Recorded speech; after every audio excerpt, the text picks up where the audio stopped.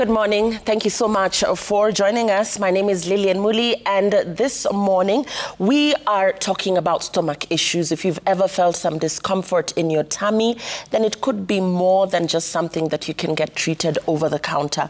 My guest in studio this morning is Dr. Joseph Karanu. He is a surgeon. Thank you so much for joining us. Thank you. For our average viewer who's felt some discomfort in their tummy, what signs should they never ignore?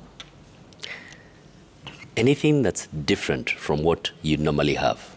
If you have pain, if you have discomfort, if you have nausea, you have vomiting, your stool habits have changed, your weight has changed, any of those is basically something that needs to be investigated. So changes in the body or changes in how you function do not happen without a reason. How persistent would you describe this discomfort? Instances where perhaps you might suspect it's food poisoning and then it persists, perhaps, you wake up again, there's bloating, and yet, like I said, a lot of people will resort to over-the-counter medication. So how persistent should this be to actually raise an alarm that something might be beyond over-the-counter relief? So most transient problems, it's a one-off thing. Maybe you ate something that didn't go well with you, or some water had a problem, or there is something. So for those ones, once you try those over-the-counter medicines, they will resolve. In most instances, they'll resolve without you even trying anything. All right, you go for a function and there is some bad food. In a day or two, it will go. But if you find that you're constantly requiring to take medicines, that you constantly have some sort of problem, then that requires to be investigated. So walk us through, in the most simple of ways, what gastritis actually is. We have some images, by the way, for those of you who are following the program, that will be supporting our conversation this morning. But as Dr. walks us through this, we'll be getting to know exactly what some of those lesions that we're seeing on the screen could mean in terms of what's going on there that's leading to that discomfort. So in simple terms, Dr., what is gastritis? So we are referring to the stomach. When people generally talk, they say, my stomach is paining. But the stomach is a very specific organ, all right? What's in the middle here is what we call the abdomen. And within the abdomen, you have organs. You have the liver, you have the spleen, you have kidneys, you have pancreas, and then you have the stomach. So when you swallow food, it goes down your food pipe and into the stomach. From the stomach, it goes into the small intestine. So the stomach, that's what we're referring to. Now, within that stomach, if you have swelling, you have redness, you have pain, you have function that's not normal of that stomach, that's what we call inflammation, all right? Now, that inflammation in the stomach is what we call gastritis. Right? The example I can give you is, for instance, you hit yourself on a table, all right? Hit your hand on the table. What will happen to that hand is it'll swell. If you're lighter skinned, it will become red, all right? It'll be difficult to use that hand. So there is some inflammation, and that is coming because you had trauma, you were hit. Now, same thing happens to the stomach. It's just that there are various reasons that will cause that. Let's get into the causes, the triggers. When it comes to indigestion, perhaps we know that, avoid spicy food, avoid sodas, what have you, because everybody knows what their trigger is. We all know that things that just don't sit well with us. But in terms of gastritis, what are the most common causes? So you need to classify it. So there are different types of gastritis, and the different types come with different causes. So there are many, but I'll talk of five of the most common. So the first one is what we call type A. Type A gastritis basically means your body has cells whose function is to protect your body from infections. And sometimes those cells, instead of protecting your body, they begin to attack the stomach, and they attack particular cells within the stomach. We call those cells parietal cells. So it's your body fighting itself. And in so doing, it causes a problem within the stomach. What happens is that those cells, one, they produce acid. So your stomach doesn't produce enough acid because those cells are being attacked. Two, those same cells are responsible for absorbing vitamin B12. They produce something called intrinsic factor that helps you in the absorption of vitamin B12. So you don't get enough vitamin B12. So you get a type of anemia that we call pernicious anemia. So that is type A. Now, in addition to that, those people who have type A gastritis have a higher propensity to developing gastric cancer than other people. So it's type A. It's basically an autoimmune phenomena. It's relatively rare, but it is serious. Okay? Then we have type B. Type B gastritis is caused by a bacteria. And that bacteria is what we call Helicobacter pylori. H. pylori for short. You'll get that from any contaminated food. And it's something that a lot of people have been diagnosed with. So when you get that bacteria, when it begins to, or when it colonizes the stomach, it irritates the stomach. And when it irritates that stomach, you get gastritis. If that gastritis proceeds, it can actually lead to ulcers. And if those ulcers proceed, H. pylori has been shown in some instances to lead to gastric cancer. Okay? So that's type B. Now, then we have something we call reflux gastritis. So I said you swallow food, it goes down your food pipe, gets to your stomach, and then it goes to your small intestine. At the part of the small intestine, there's some fluid that comes from the liver, down the gallbladder, and joins some that comes from the pancreas and goes to the small intestine. Now, that fluid, bilious fluid, sometimes instead of flowing down the intestine, flows back into the stomach. And so when it flows back into the stomach, it changes the acidity of the stomach. The stomach normally produces acid to digest food, so it changes that acidity and irritates the stomach, and you get gastritis. Now, that's what we call reflux gastritis, right? Moving on, so those are three. Yeah. Fourth one is what we call stress gastritis. Now, stress gastritis is not the normal stress that you know. It's stress from body harm. Someone who's gone through an operation, right? The circulation around the stomach sort of decreases, and because it decreases, there is more stress on the cells in the lining of the stomach than there normally is. So the lining of the stomach is irritated and you get gastritis. So we get that commonly from someone who, say, has been through surgery, has had an illness, is recovering from something, they'll get that. And then the more commonly one, which is now the fifth one, is what we call erosive gastritis. Now, that erosive gastritis comes because you take products that irritate the stomach. The most common one are painkillers, what we call non-steroidal anti-inflammatory drugs. Those ones tend to irritate the surface of the stomach and basically cause an erosion.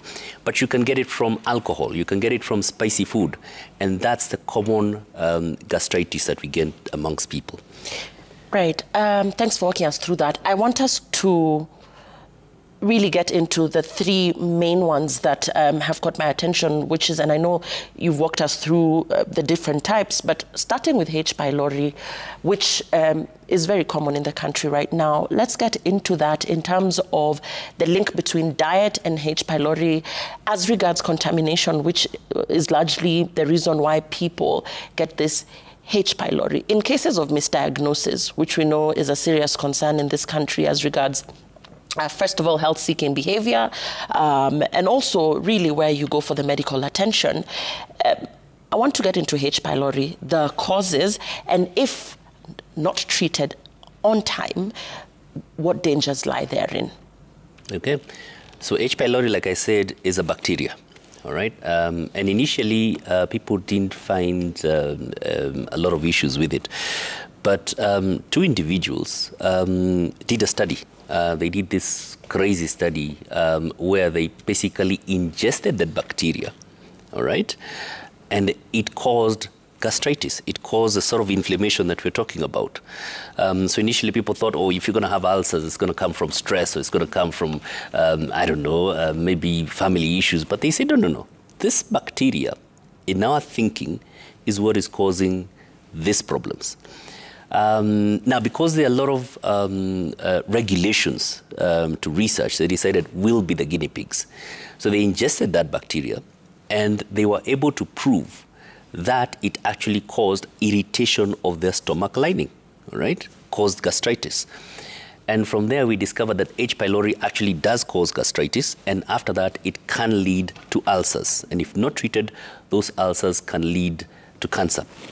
Those two individuals actually eventually got a Nobel Prize for science. Warren Buffett, I believe it was, and somebody else. Now, H. pylori, like I said, is a bacteria. So what does that mean? So it means if I take food that's contaminated with that, all right, so I have someone who has a bacteria, hasn't washed their hands, and their body fluid touches my food, and I get it, I ingest it, I will get it, all right? So it is common in what we call lower economic class situations, because then your cleanliness, sterility is an issue. But having said that, we are getting a lot of over-diagnosis of H. pylori, right? So there are many ways to diagnose it. One, you can do a stool test, you can do a blood test, you can do a breath test. You can take a sample from the stomach and have that looked at in a microscope. So a lot of people are being overdiagnosed. But more importantly is that H. pylori is being blamed for a lot of symptoms that are not H. pylori related. I've had patients come to my clinic and told me, look, doc, I've been treated for H. pylori for months, recurrent, and it's not clearing. I take their symptoms, investigate them, and I find they have something else, all right? One or two, we actually found that they have a cancer that's not even related to H. pylori. But because that's the common thing, they'll treat them. A few years ago, we had the same situation with typhoid, right? Everyone was declared to have typhoid because the typhoid test was easy to do, and the typhoid symptoms are non-specific. Now, we're having the same thing with H. pylori. Mm-hmm. So if you are diagnosed, all right, through one of those tests that we've done, it's simple treatment. It's what we call triple therapy. Triple therapy is a combination of 3 drugs. One reduces the acid in your stomach, all right, because this bacteria thrives where there is acid environment. So you reduce the acid environment so that it doesn't thrive. And 2 are antibiotics, because we've discovered that this bacteria is sort of resistant to most antibiotics. So we call that a triple therapy. It used to be taken initially for 1 week, but now we take it for 2 weeks. And then after that, after the 2 weeks of triple therapy, you'll be put on medicine to reduce the acid content of your stomach for a longer duration, a month or so. Then you'll be retested. And I want to, as we close on the H. pylori, talking about the overdiagnosis, another concern is the cost of the treatment, which is extremely high and really not accessible or even affordable for the average Kenyan. Is there any reprieve in terms of the cost of the treatment? I myself have been on that treatment, and it is beyond anybody's affordability unless you're, covered by insurance. In terms of people that might not afford this medication, the pack, I think it goes for about a month or so. Is there any reprieve in terms of the affordability of this treatment? And in terms of overdiagnosis, bridging that gap and ensuring that the correct diagnosis is actually made, what measures should be taken by somebody who suspects that they have symptoms that could probably mean that they're suffering from H. pylori? Okay, now treatment is varied. We have what I call original drugs. Right? Original drugs means I have done research and discovered that this glass of water will treat a certain illness. And because of that, I get a patent for it. right? Now that patent enables me to be the only one that's producing this water. And I'm given a certain number of years, maybe 5 years or 10 years. And during that time, I am the only one who produces that water. But once my patent expires, then everybody else can take that sample, test it, and produce their own water. All right? Then you get what are called generic drugs. Okay? Now, some of the generic drugs work as well as the original, because you've taken that sample, tested it, run it in your company, and done it very well, and it works well. But because you didn't invest in the research that I did, it means that you have less production costs than I do. So you'll be able to cost your drug less. So if you're taking an original drug, you're going to pay an arm and a leg for it. But if you're taking a good generic, you will still have the same effect, but from a different company. Yeah. Right? So it's the same thing with phones. You can have an original phone that's costing 6 figures, and it's receiving messages. And you can have a fellow with a phone that's costing 4 figures and still receive the same messages. So the treatment varies depending on what you're taking. So it's not as expensive as you've put it. It depends on whether you're going to use the original drugs or the generic drugs. Talking about overdiagnosis, let's talk about that, because the recurrence rate of H. pylori is also known to be quite high. Very good. Now, a lot of people who are said to be H. pylori positive are not positive. All right? Why? Because the tests are not as specific as we believe. So quite a number of people don't actually have it. The sure way to know that you actually have H. pylori is if we take a sample, put it on a microscope and see. That means we do an endoscopy, take a sample, give it to a pathologist who will look at that sample and say, yes, this is H. pylori. And what we've discovered is quite a number of people who thought had H. pylori actually don't have it. So this recurrent treatment that you're having, if you find that you've taken H. pylori and it's been said to recur, you need a more definitive test to confirm that it's actually H. pylori. And most likely, it will be one of the other things that I talked about. Not H. pylori. Let's get into the stress gastritis as well as the erosive gastritis, the triggers as well as the management of the same. All right. So stress gastritis, we've talked about these people whose... So this stomach has multiple arteries going into it and veins leading from it. So there's very good circulation around it. And that good circulation ensures that it's well supplied. Now, when that blood supply decreases, for one reason or the other, then the acid will begin to act on it and you'll begin to have those ulcers. So that commonly happens in people who are hospitalized. You've had a fracture, you're in hospital, you're receiving treatment, you're on painkillers, your diet is not good, you're ill, you had some hypotension. So you have multiple issues that are causing that stomach not to work as well as it should. So you're going to get those ulcers. So you'll find that, especially people who are going for surgery or being treatment, they will put you on acid-reducing medicine or stomach-coating agents as a precautionary measure. You don't have the problem, but they want to avert the problem. So that's what happens. The best way for those ones is avoid it, right? Avoid that trigger. And how you avoid the trigger is prevent it before it happens. But if it does happen, then you manage it. And you give them acid-reducing drugs. We have proton pump inhibitors. We have coating agents. We have antacids. So there are multiple ways to do that. So that's the one thing you want to think about. When somebody has an illness or an injury, you want to prevent that. And then you want to think about the drugs that you're using. So you're putting them on non-steroidal anti-inflammatory drugs. That's diclofenac, that's brufen. If you want to put them on that, you want to make sure that you're probably giving them something to prevent the gastritis. Okay? Now, these are the ones of the erosive gastritis. Those ones we've said, it's mainly things like the drugs, right? And also things like alcohol. You might get certain foods that irritate that stomach. So what you want to do is, if you're frequently taking that, you want to take something that kind of dilutes that acid, right? Milk, for instance, has a dilutory effect. If you find that you're irritated enough, you're going to have to take those drugs that reduce the acidity. Okay. All right?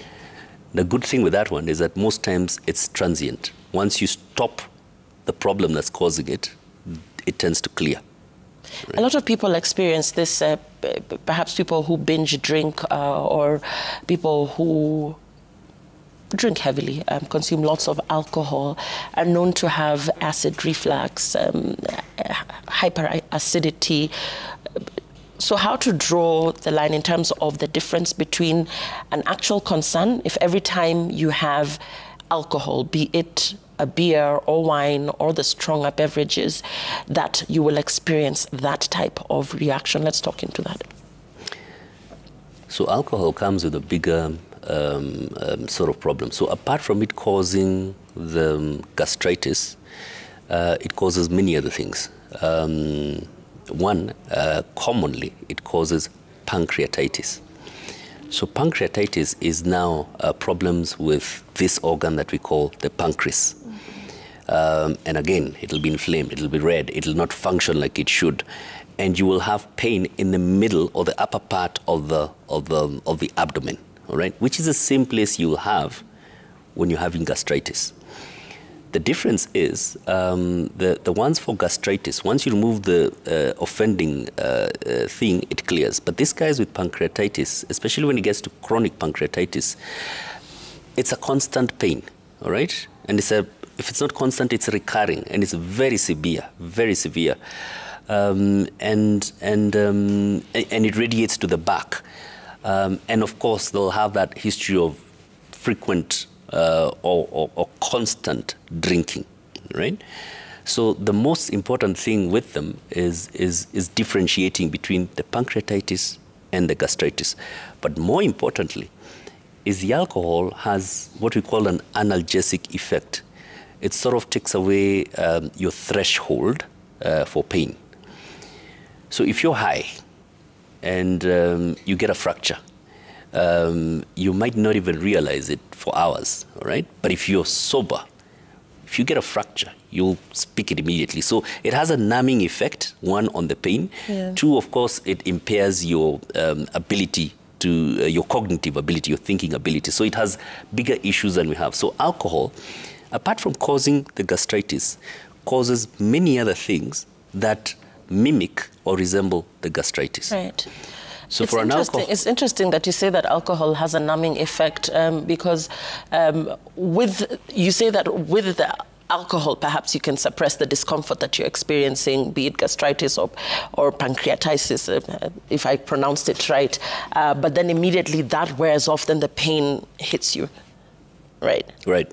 Okay. Let's talk about whether or not there is a cure. Is this a long-term management issue, or is it something that can be completely cured? When we talk about gastritis and the different types. Okay. So the first thing is you've got to make the diagnosis. All right. And how you're making the diagnosis is a step-by-step process. We need to take your history. We want to hear, okay, when did this pain begin? Where does it radiate to? What is related? What makes it better? What makes it worse? Is there a family history? Have you lost weight? All that history guides us, and then now we go in and do the examination. So when we're examining you, we're doing a general exam. We want to see, are you pale? Because like I mentioned with type A, they're going to have anemia. Are you jaundiced? Because say the fellow with an alcohol issue, we're going to have liver problems. Mm-hmm. Or somebody who has another problem we want to see. And then I'm going to do an examination of your abdomen. Is there tenderness? Pain is what the patient tells you. Tenderness is what you bring out when you examine them, all right? Mm-hmm. So you want to do that, and you want to know where exactly is this pain. Is there a swelling, all right? Is there anything that's abnormal? Are there skin changes? Then once you've done that, you'll determine the investigations, which include blood examinations, blood tests. It includes imaging before you make the diagnosis. So within the blood tests, when we want to know, do they have anemia, we're able to check that H. pylori thing. We're able to check for these fellows with an autoimmune phenomena. You want to test that. With the imaging, now you want to go in and look at that stomach in. So some of the images I provided, one shows you a normal stomach, right? Then there are those that have red little spots. That one there has, and if we'll go back to those images right from the beginning, if you can see those images, Dr. Ari, let's walk us through those images and what that means in terms of gastritis. What are we looking at right now? So I don't have access to them from here. Okay, we'll be able to give you a better view of that. But let's proceed with what you were talking about in terms of what a normal stomach looks like, and what one that, for instance, the ones that we're seeing on our screens that have lesions. All right, so the one we're seeing, okay, that is gastritis. So you have inflammation, you have redness, all right, you have little like nodules. That requires a biopsy because you want to know what is causing that, all right? If you go to the next image, again, you have another hemorrhagic picture. So that's what I was telling you, a little redness, swelling. That stomach will not function normally. Now, those images, that's a normal stomach, all right? What we're looking at there is the area we call the antrum and the pylorus. So if you go in through that hole, you go into the small intestine. That's basically a normal-looking stomach, which is different from the other images that you've seen. So now when you see that, so we were talking about the diagnosis. We've done our tests. Now, one of the best ways to pick that, is where these images have come from, is endoscopy. So endoscopy, you take a tube that has it's a fiber optic tube, goes in, it'll give you the image, which you can now project on a screen and see what is happening. And once you've seen that, you're able to take biopsies. You take those biopsies or samples, and now you submit them to a pathologist. Now, when the pathologist looks at them, he's going to tell you, look, this, I think, is this type of gastritis. Or here, I've seen H. pylori. Or here, I've seen changes, right? So changes can be what we call metaplasia. Metaplasia means there are cells that shouldn't be there, all right? Like the cells of the stomach, but what you're seeing are cells of the intestine. So we call that intestinal metaplasia. You can have dysplasia, which means that the cells are abnormal. And dysplasia has grades. You have mild dysplasia, you have moderate dysplasia, and you have severe dysplasia. And what studies have shown is that once you progress from severe dysplasia, you're most likely to go into cancer. So if we pick any of that, that means that the management is different. If it's severe dysplasia, that will probably need some sort of surgery. If it's mild or moderate dysplasia, that requires follow-up. If it's H. pylori, then that would require treatment.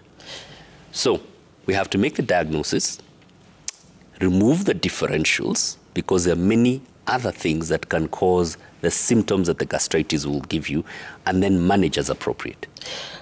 Talking about management, you've talked about the unfortunate eventuality of a cancer diagnosis. Is this preventable if the gastritis, at whatever level or type, is managed in good time? Yes, it is. So first, you want to make the diagnosis. So once you make the diagnosis of gastritis, you want to treat it. All right. Once you've treated it, then you're likely to avert the possibility of developing cancer. However, you want to follow up and see, like the type A I've told you, you want to follow up, because if at some point you see that these cells are tending towards cancer, you have dysplasia that's severe, or you have early cancer, then that will require management, right? Problem that we normally get is the self-medication. So I'm having pain, I keep going to the pharmacy, get some medicine, and becomes a habit. I keep taking it. So I move from some mild gastritis, I develop an ulcer, and I don't even know that I've developed, and the ulcer eventually turns into cancer, and I don't even know that. So the time that I show up to hospital is when I've lost weight, I'm vomiting, and I'm really advanced cancer. That is a problem with the self-medication. And many people turn to, we have talked about this, we had touched on it, many people turn to over-the-counter medication to manage stomach pain. What would you advise as regards the painkillers or antacids that people run to very quickly, and what that might lead to as regards this topic, gastritis, the very quick fix in terms of some discomfort here, and potentially what you're doing to your stomach. So quick fix is not a problem as long as it's a quick fix. Okay, so I've taken some water, it's disturbed me, I take some medicine and I get well. That's fine. But if I get the same thing tomorrow, then I get the same thing thereafter, then you don't want to keep going for the same medication. In addition to that, you do not want to take medication. You want to be investigated. Why do I have a recurring problem? If you have a vehicle and that vehicle has a squeak at the back, you go in and they oil the squeak, and then in 2 days' time, the squeak is back. You don't want to go back and oil it. You want to go back and find out what is the problem. Do I have a bolt that's almost coming off? Am I in risk of an accident? Why am I having this squeak? Same thing with the body. If I have pain, I take medicines today. Tomorrow I still have that pain, I take medicines. By the third day or third week or whatever duration, if it's recurring, that needs to be investigated. All right, and the role of diet in preventing or managing gastritis, some of the common food triggers people should know about. Let's get into diet. We talked about contaminated food and the risk of H. pylori. But in terms of preferences with diet, some of the common foods that we perhaps might be very fond of that could be potential triggers. So the triggers for this is mainly spicy food. So if you're taking spicy food once in a while, that's not a problem. But if it's your recurrent diet, if it's your consistent diet, then you're likely to run into trouble. Same thing with alcohol. If alcohol is once in a while, you're a social drinker, you will get an irritation like that. That's transient. It will clear. But if you're a recurrent, persistent, constant drinker, then you're going to run into trouble. So the main thing here is it's not really totally avoid this or totally avoid that. It's if you find you have something that's disturbing, if you have some particular spices that is disturbing, that's a once in a while diet. It's not something you want to do consistently. The alcohol is not something you want to be doing on a daily basis. It's going to run you into trouble. But things like H. pylori, it doesn't matter what you take. It's a bacteria. It's an infection. So you're going to get it. If you do get it treated and confirm that the treatment has been effective. If it's recurring, you want to find out why. So a lot of people assume, oh, I have this H. pylori that's not clearing. Quite often it is not. The percentage of drug-resistant H. pylori is not as high as is postulated. It should be way less than 10%. So most people, it's not a recurrent or a persistent or a drug-resistant H. pylori. It's something else. Right. We talked about stress gastritis, but that is more around trauma. You walked us through the operations. But your emotional health, your mental well-being, can stress worsen the symptoms of gastritis, if at all you've been diagnosed with that? So how that would happen is it would have an... So let's put it this way.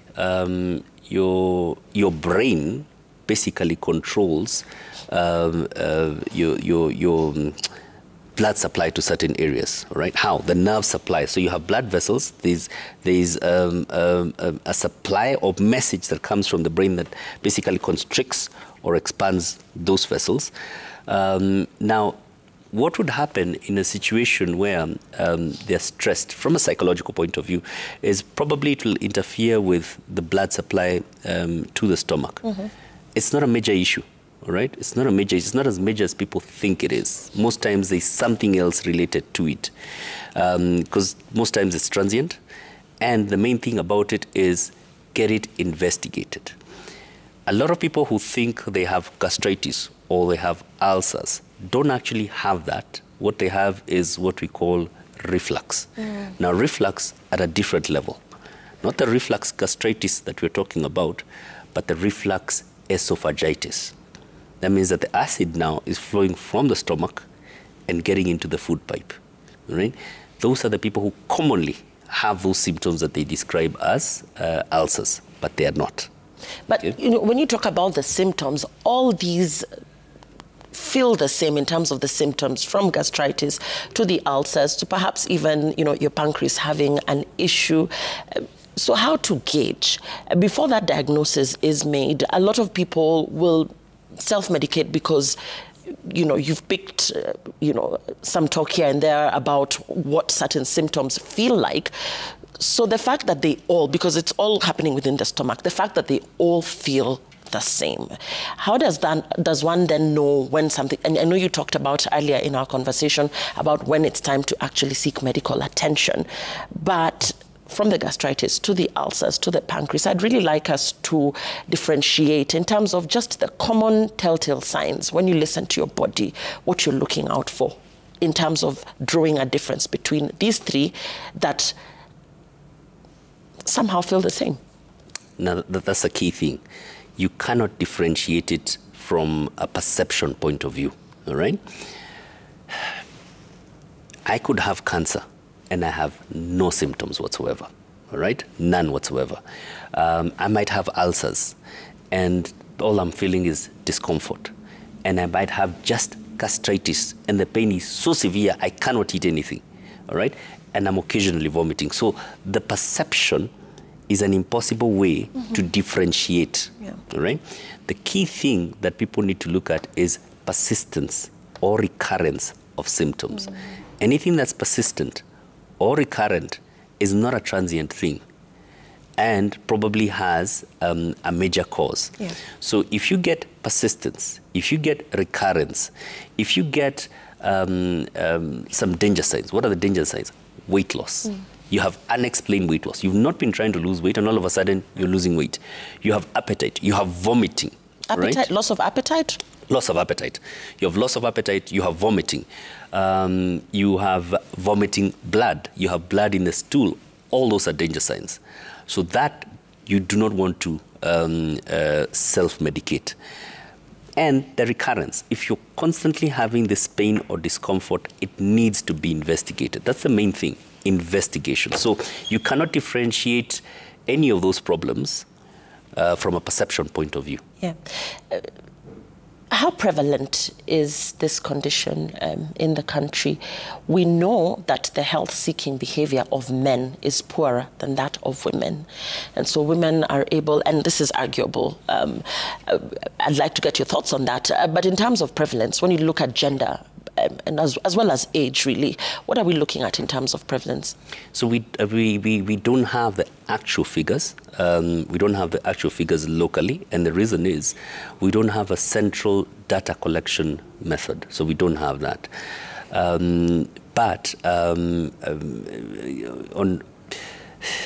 Well, a lot of the patients I get are stomach-related issues. So based on that, I would say maybe 20–30% of the population, all right? But that's a very biased study because it's based on a group that's actually seeking health. So we don't have the actual figures of what that is. Now, yes, it's true. Health-seeking behavior, men and women differ. And it's because the pain threshold or tolerance differs. So by the time a man complains of pain, he's really in pain, and his cry actually needs to be really looked into. Either way, if you find something that's recurrent, persistent, and has any of those danger things, it needs to be investigated. Right. So this doesn't apply to age. It could, I mean, you could have teenagers, younger children, as well as adults coming in with the same issue. Exactly. All right. Now, we'd like to get some questions forwarded to Dr. Ari here in studio. We have some questions coming in from our viewers. Remember, we're talking about gastritis and really unpacking it in terms of its different forms and the eventualities if it's not managed early enough. Somebody here is asking, hello, kindly ask doctor what's wrong. Please, let's get that again.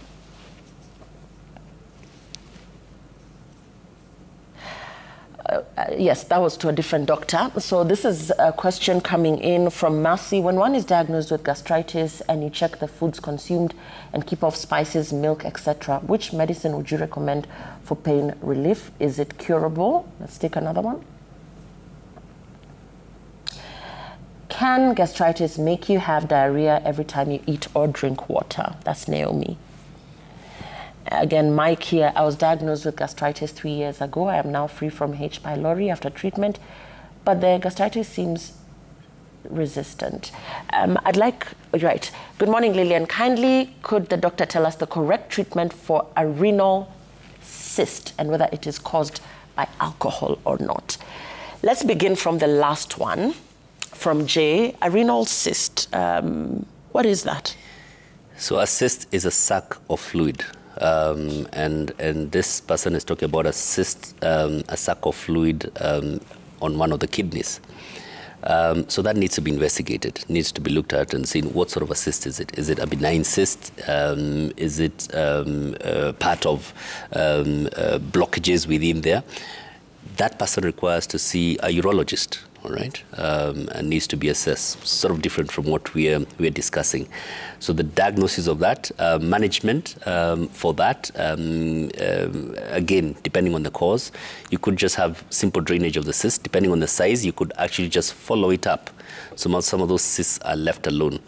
But he requires a specialist in that field. Right? One of our other viewers, and we'll just look at those questions again, Ibrahim, one of our other viewers had asked about lifestyle in terms of diet, checking the foods consumed and keeping off spices, milk. So she was diagnosed with gastritis.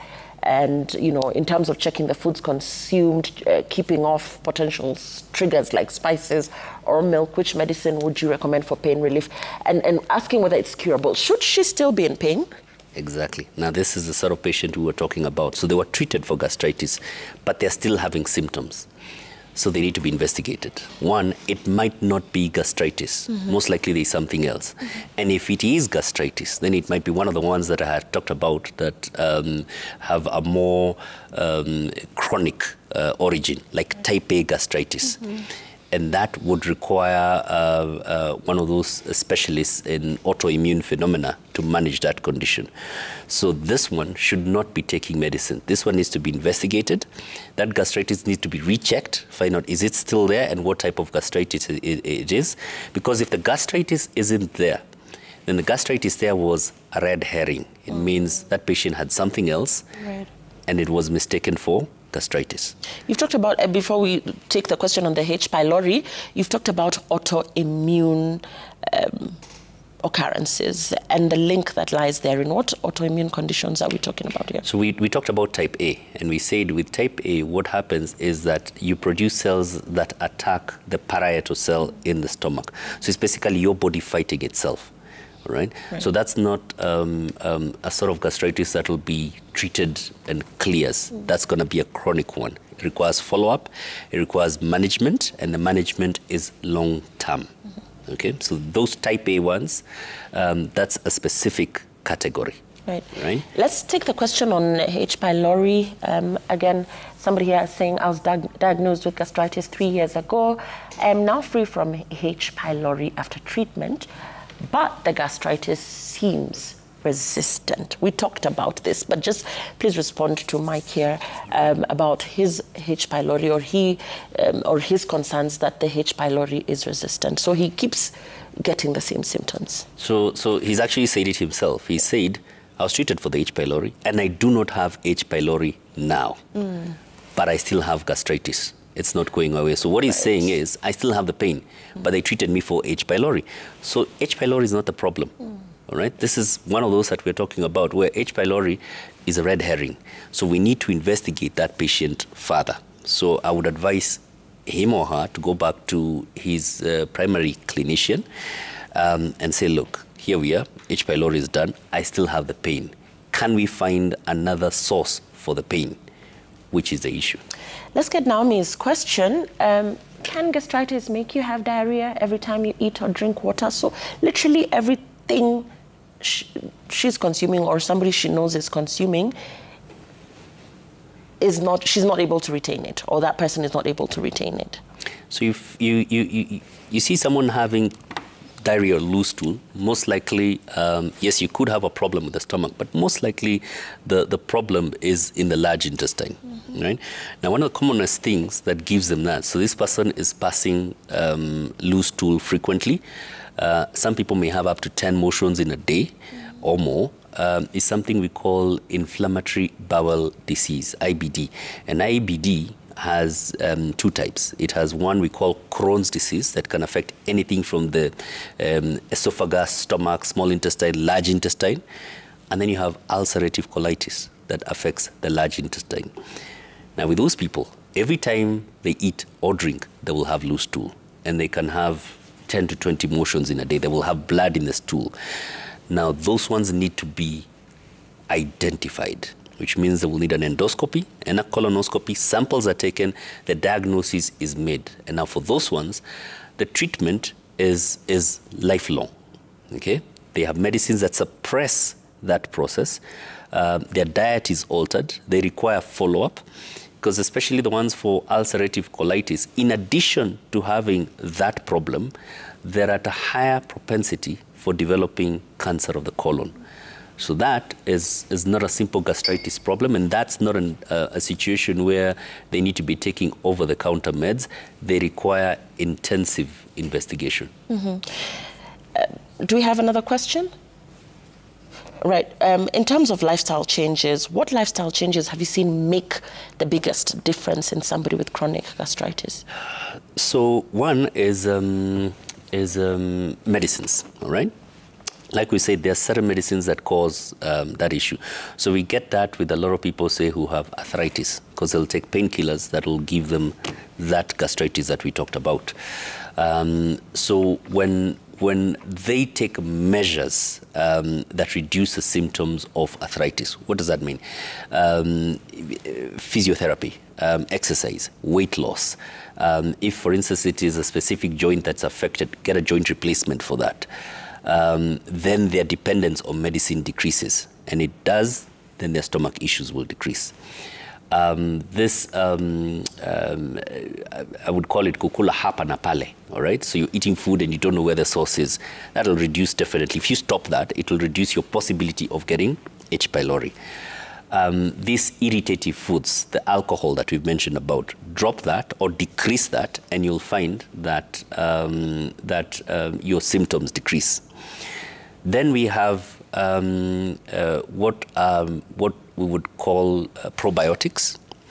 So you have bacteria that are harmful, and then you have bacteria that are helpful, especially in the large intestine. They assist in processing whatever you're taking. And you'll find things like mala or sour milk or yogurt actually functions like a probiotic, all right? So in that sense, it helps to improve that. Actually, I was going to get into the natural remedies, because we're talking about pain relief, but right within our homes, there are things that we have within our reach and our affordability that can ease that discomfort. Right. So what are some of those things? Yeah, so diet. So you want high fiber, fruits, vegetables. We've talked about the yogurt and the mala. Those are very useful. However, the first thing you need to do is get the diagnosis.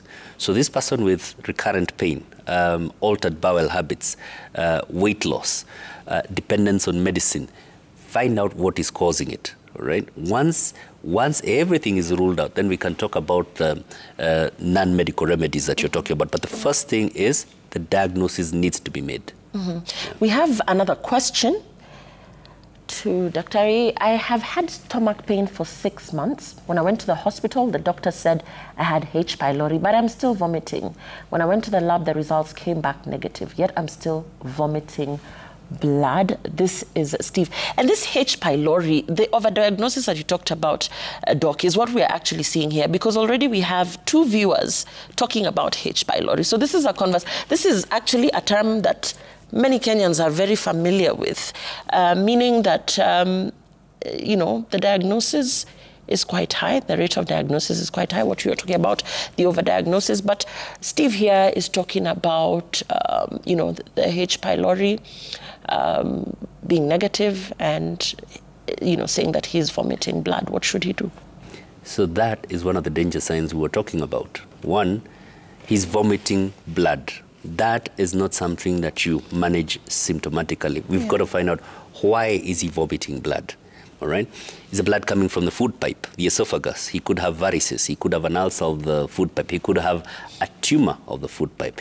Is it coming from the stomach? In which case he could have hemorrhagic gastritis. He could have an ulcer. He could have cancer. Is he having a blood problem? Or, so that his blood isn't clotting like it should, and that's why he's vomiting. So that is a patient who urgently needs to go to hospital, because the fact that he's vomiting blood, what you see come out is just a fraction of what he's losing, all right? Because most of it actually will go in, and he'll probably have what we call melena stool or dark stool. So his H. pylori was, if he had H. pylori, it was an incidental finding, all right? He has something else that needs to be investigated. So we would start with the history here, examine him, then go into imaging. Very important here would be an endoscopy and perhaps a colonoscopy. He would need a CT scan. He would need his blood works. But he definitely needs to go to a major hospital. So this is not the sort of thing that would be managed at a health center or a dispensary. He probably needs to go to sub-county, county, or national referral, or one of the major private hospitals. But we also don't want to cause alarm. Is there a cause for alarm if somebody passes a stool that is bloody or that has blood stains, or if you vomit and there's blood in your vomit, urine as well? Should that person be concerned? Is there a remedy? Is this curable with early intervention? So the primary thing in that situation is the diagnosis. That is a danger sign. I told you there are certain danger signs.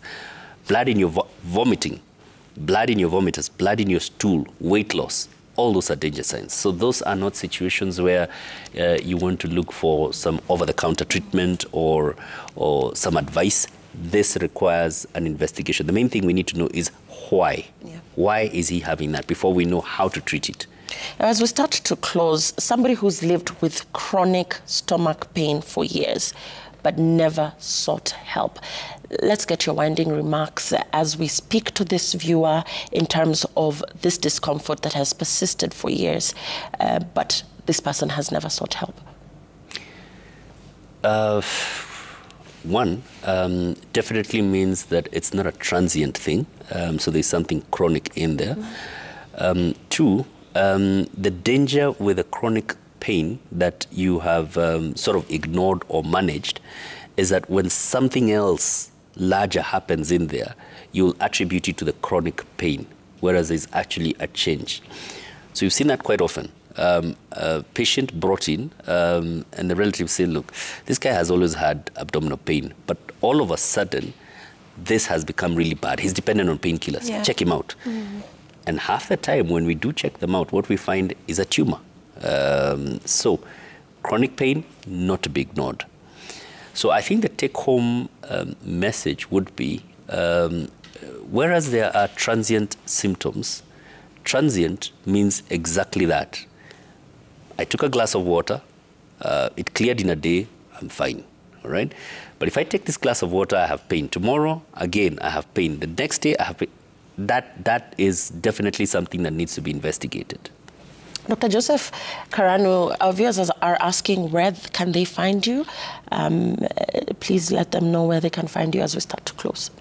So I'm at 40s Suites, that's Hospital Road on your way to Kenyatta, just opposite Nairobi Club. I'm on the 7th floor, 701. It's called The Surgery.